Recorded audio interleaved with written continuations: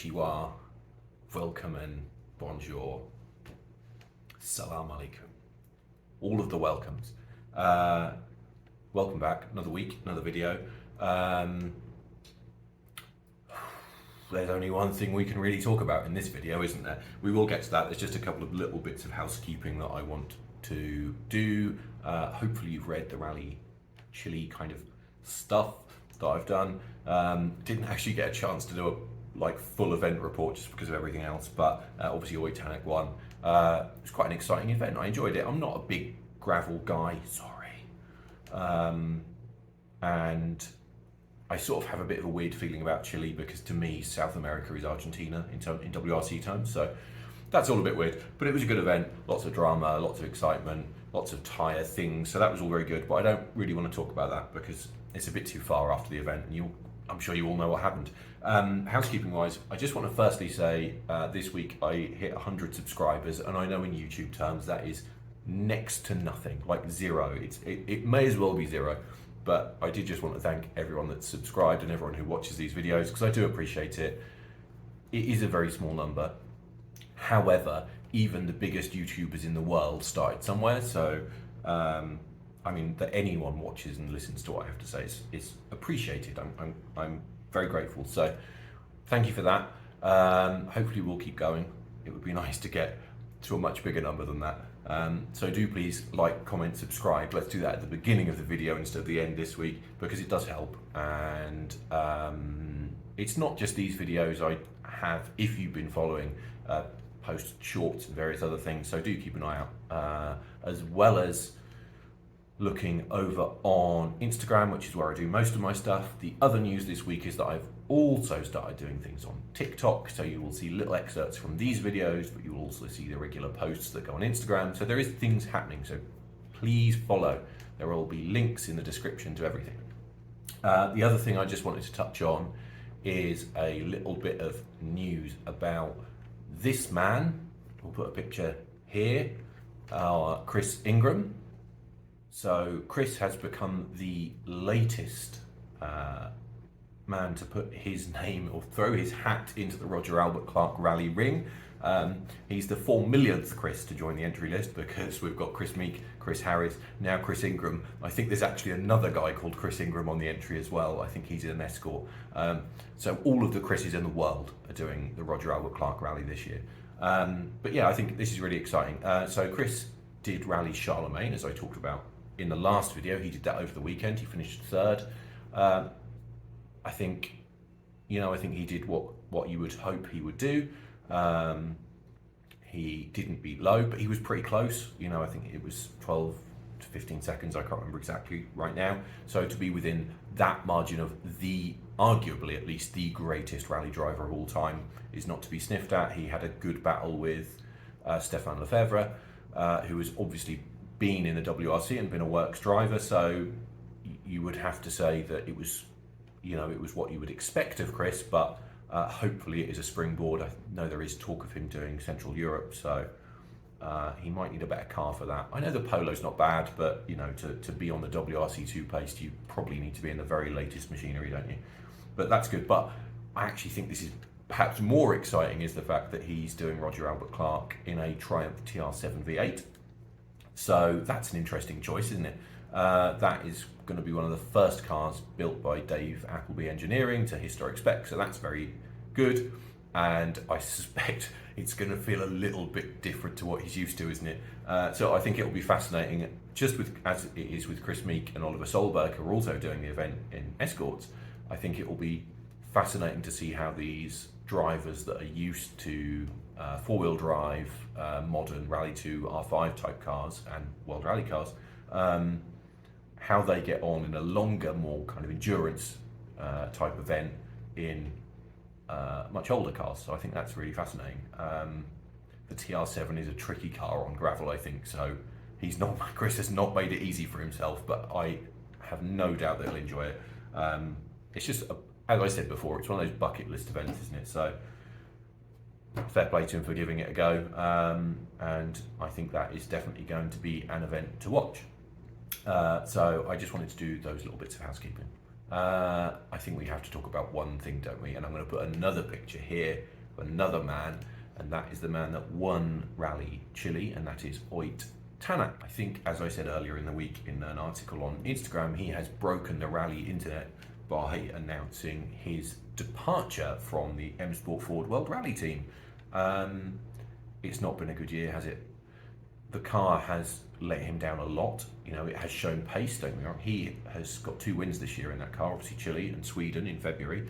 Big gap between the two, but I think he's got more wins than Thierry Neuville, and people would probably argue that Thierry Neuville hasn't had a bad season. So just notice this thing's on the wonk again, look. It's because he's got a wire. I said this last week, and he's got a wire for this stupid microphone. And I think my arms waving around doesn't help. Anyway, yeah, so people would probably say that Neuville hasn't had a bad season, not an exceptional season, but not a bad one. But Ott, despite all the problems, has still got 2 wins. So it's definitely been a season of highs and lows. I feel a bit bad for M Sport, which I will come on to in a second, but I feel bad for them from the point of view that I'm sure some people knew, because this had been decided before Chile. So I'm sure senior management in M Sport knew, but I guess I can only assume that a lot of the guys on the ground, the mechanics, maybe didn't know, or just general team personnel. So to have the high of winning that event after everything that's happened in the last few events, to then, you know, a couple of days after the event have the story break that he's leaving, must be a bit of a kick, mustn't it? That must hurt. There's so much to talk about. I did an article this week on this topic. God, I don't even know where to begin. Let's begin with M Sport, shall we? And I think the big question is, what on earth do they do next? If they have lost their best driver, where do they go? I think this leaves them in a very difficult position, and they're in a very difficult position anyway, because they don't have enough money. They don't have enough money to develop the car to keep up with the Toyota and the Hyundai, but they also don't have enough money to hire drivers willy-nilly. So I really don't know what they're going to do next year. If you look at the driver market, Neuville is locked into a contract for next year, and I think it would be very unlikely that he would leave. Obviously Tänak, we know what he's doing. Toyota, I think everyone really expects things to stay the same, and why would any of their drivers leave? Rivera, it would be mad for him to leave, wouldn't it? He's in a good place. He does drifting into Toyotas and world champion in the best car. Why would you leave? Similarly for Elfyn Evans, I know there has been talk of him going to M Sport at some point, or back to M Sport, I should say, but why? Why would he do that right now? If I was in Elfyn's position, you would have to drag me out of that car to make me go to M Sport. He's in the best car, the best team, and I know people, why? Just why? It doesn't make any sense to me. It would be a step back, wouldn't it? It would be a step down. I know he has had a long relationship with that team, and I could see him going there at some point, but I could only really, right now at least, see that happening when he had to. If Toyota decided to bring someone else in at some point, if, for example, Tänak had gone to Toyota instead of Hyundai, and they decided they didn't need Elfyn anymore, I could see why he might go back to M Sport, but otherwise I think he'd be mad. Katsuta isn't going anywhere. I think Toyota is kind of fixed for next year. So that leaves the other drivers, doesn't it? And basically you've got the 2 current M Sport drivers. So you've got Adrien Fourmeau and Pierre-Louis Loubet, and the talk seems to be that Loubet will still be there next season. He's not had a very good year, but if he's bringing money, which I think he is, then for a team like M Sport, that unfortunately plays a role, doesn't it? You've got Fourmeau. Fourmeau is now the British champion, which is good, and has put in some good performances in WRC2 this year. He might be allowed to make the step up, but even if you consider those 2, I mean, that's not a rally winning lineup, is it? That is not a lineup that's going to get you on the podium, even given the caliber of the opposition. They would be very, very fortunate to even get a podium with those drivers right now. You know, that's not to say that in the future they might not be more capable, but they're still relatively inexperienced, and then just not on the level of Tänak, Neuville, Evans, Lappi even, you know, people like that. So that for me is not not an ideal situation. Speaking of Lappy though, there is talk that he will lose his full-time seat. So he's obviously had a full campaign in the I-20 this year, but there is talk next year that he might drop to a part campaign and share that car with Suninen. If that's the case, and if there could be a deal to do a full season with M Sport, could that tempt him? Maybe. He's been there before, and it felt like he didn't have the best time. Maybe so. I'm not sure I see it, but if you had the choice between a full-time drive and a part-time drive, I could maybe see why that would be worth it. And he has shown good pace this year, and we know he's capable of winning. So it could be that might be a move for him. Sunil and I don't see going back personally. I don't see that. It doesn't seem to me to make sense. Obviously, he left before, and I think he had a very difficult Chile in the end, didn't he? He put in a really good performance, and he just took a little bit too much right near the end. And I don't think it will be a career ender in terms of Hyundai. And I think he would probably feel that he's in a good position. If they want to keep him, then perhaps he should stay. You know, he isn't the guy that's going to lose a full-time seat. He's the guy that will probably retain, or should retain, a part-time seat. Sorry. So he's not losing anything, is he? In the same way that Lappy would be losing something. So I'm not sure I see that. So who does that leave us with? Who do they take a chance on? Well, you have to look to WRC, don't you? And you have to look at the top guys in WRC too. So Emil Lindholm is out because he's with Hyundai, and I don't see why he would leave. So that basically leaves Oliver Solberg, Sami Pajari, Andreas Mikkelsen, I suppose, or maybe Gus Greensmith. And well, there's some tricky questions, aren't there? Word on the street is that Pajari might end up with Toyota. Obviously, they've got the Rally 2 car coming, and I think if he gets the opportunity to go into that must be appealing, because I think he's well regarded in Toyota, and that would be a long-term move, wouldn't it? Leaves the other. Gus has obviously spent time in the Rally 1 car, and at the top, he has said that he's not that bothered about a Rally 1 drive, though if he was offered one, he would perhaps take it. That would again be a financial deal, though, and you know, because he's had that experience, is Gus going to be any more likely to win than Fourmeau or Loubet? Probably not in reality. So that leaves us with Mikkelsen and Solberg. What do we think about Mikkelsen and Solberg? There's some issues here, isn't there? One thing that I saw some people talking about on social media that I hadn't even thought of really is that, because Solberg is a very well supported driver, obviously he comes from a rallying family and he has a very good PR machine behind him. He could, in theory, I would hope he has at least some of the backing required to get into Rally 1. The problem is that a lot of his backing comes from Monster Energy, and M Sport have a deal with Red Bull right now, and from a Ford perspective, Ford have now come to an agreement with the Red Bull Formula 1 team. So with that in mind, and with that deal coming, even though M Sport aren't a full factory team, there's a bit of a conflict there, isn't there? I'm not sure I see Ford wanting a Monster Energy driver in the Puma when Ford Performance is now very much looking towards Red Bull. So there's a conflict there, isn't there? From a sporting perspective, I actually think it would be quite interesting to see Oliver in that car. He is the fastest man in Rally 2, and he has had a shot in the top line, but obviously it didn't go great. But he will return at some point, won't he? So I think from a sporting perspective, personally, I think that would be really interesting. The safer option is Mikkelsen, who is in the fight again for WRC2 this year. He is a proven winner, albeit quite a long time ago now. You know, we're talking 2016. He hasn't consistently been in the top class, but he has consistently proven that he's very capable in a Rally 2 car. He's a safe pair of hands. He's a very smart driver.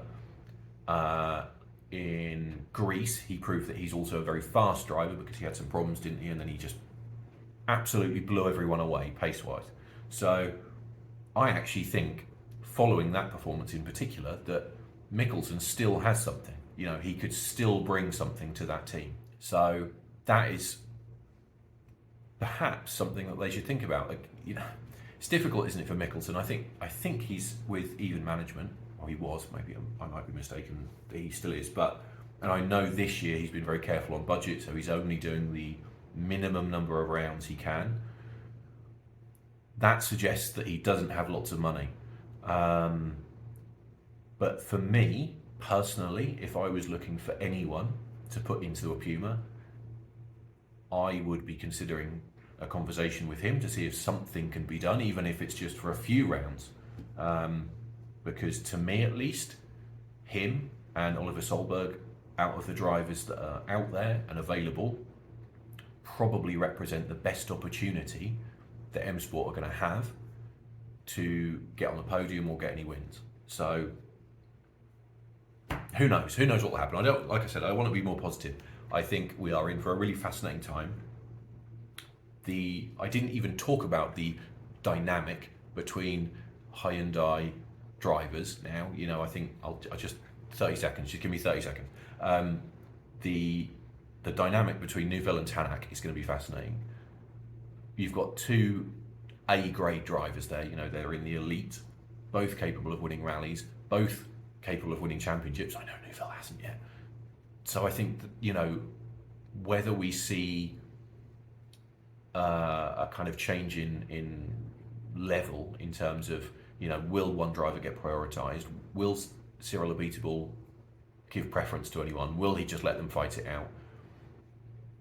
It can either go spectacularly well, which is what's going on at Toyota, isn't it? The Toyota team dynamic is perfect. They are so smart at Toyota when it comes to managing drivers. And I mean, if you think about it, the last few seasons, last year accepted, but two seasons before that and this season, Toyota drivers have been fighting for the championship. And that, if you look at other motorsport disciplines, that so often goes badly. If you look at Lewis Hamilton and Nico Rosberg and that kind